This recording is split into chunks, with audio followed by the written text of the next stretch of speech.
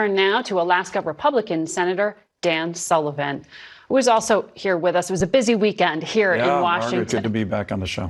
So, Senator, this Ukraine aid that finally has moved, President Zelensky was on another network this morning, and he said the U.S. will send a signal with this that this will not be a second Afghanistan. The U.S. will stay with Ukraine. If Donald Trump wins this next election, can you guarantee the U.S. will stay with Ukraine? Well, listen, I can't guarantee anything, but it's actually good that the President Zelensky mentioned Afghanistan because, Margaret, this gets lost too much. I think we got to look at how we got to the situation of Ukraine. I believe strongly that the weakness coming out of the Biden White House, they cut defense spending, every year in terms of the president's budget. Their energy policies exude weakness, and the botched withdrawal from Afghanistan emboldened Putin to undertake the invasion of Ukraine. So we got to remember kind of broadly, more strategically, where we are. But as you know, I was a supporter of the defense supplemental.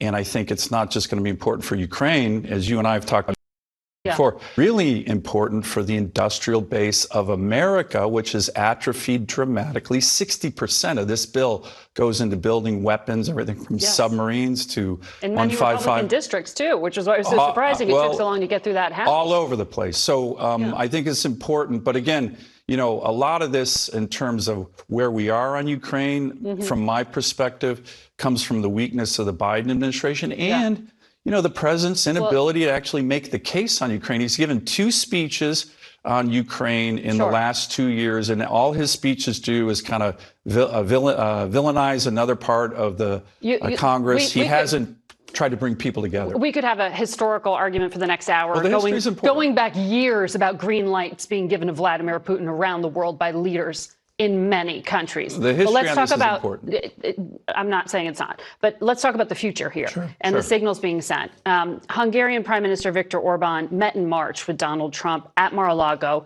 and then he gave an interview. And in that interview, he said that Trump told him he will not give a penny to fund Ukraine, and that is why the war will end, because Ukraine cannot stand on its own feet. We know he's not a fan of President Zelensky. So why do you think he will be persuaded he might win this election? Yeah.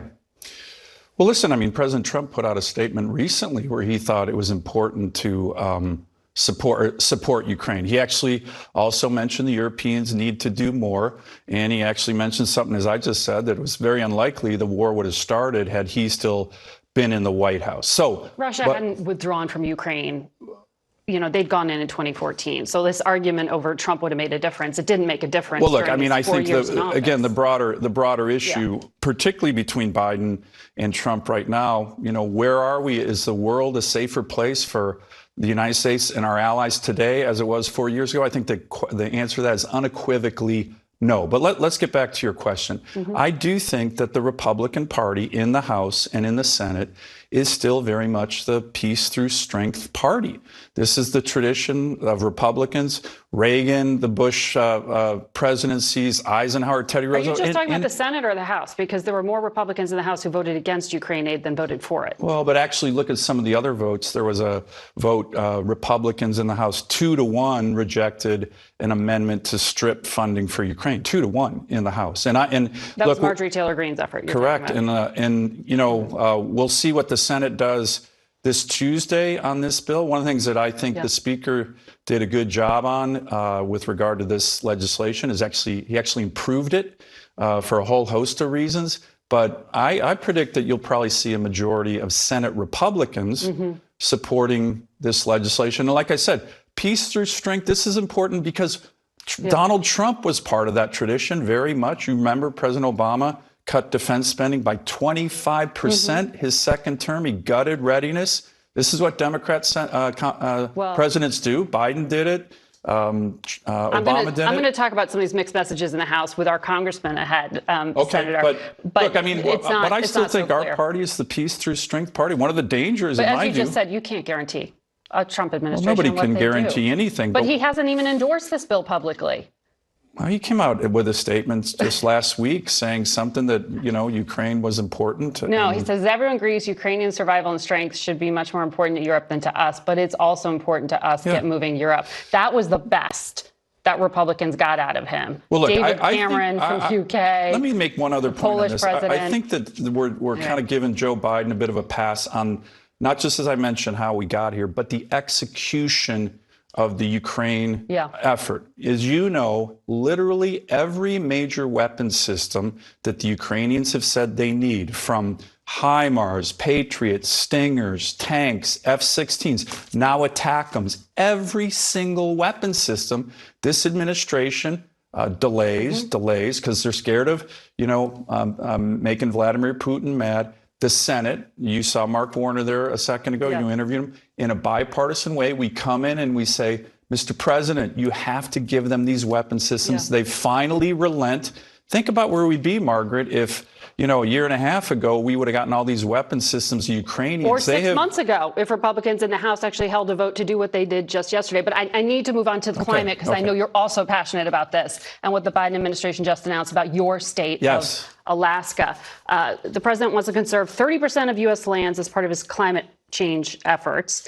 And he has limited oil and gas drilling in parts of the National Petroleum Reserve to protect polar bears and other things. And then he also blocked a road, crucial to operating a copper and zinc mine. You said this is suicidal and lawless. It was. Those are strong words. Well, it's lawless. He doesn't have the authority to do it, and I could go into all the laws that support me on that. It's, as I say, national security suicide. Look, this president won't sanction the Iranian oil and gas regime. You may have seen Senator Blumenthal and I sent a letter to the president on Friday saying you need to do that, but he has no problem sanctioning Alaska. This administration has issued 63 executive orders and executive actions singularly focused on Alaska to shut our state down. Now, that, of course, hurts my constituents, but Margaret, national resources, energy, critical minerals, that's an American strength. This should concern all kinds of Americans. And I'll mention one final thing that I really wanted to highlight here. I've been in the Senate 9 years. I have never seen such a cynical and dishonest display coming out of any presidency.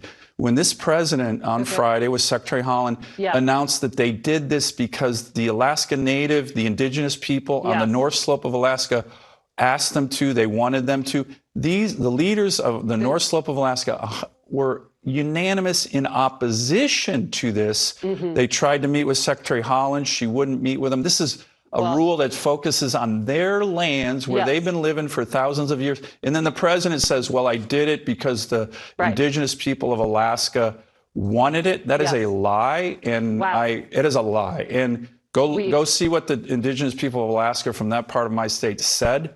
They're very upset. And the president was canceling their voices and now stealing their voices. It was really a despicable move. Well, Senator, we have to leave it there because of the break, but I know you could talk with me on this perhaps again in the future. Thank you. More in depth. We'll be right back.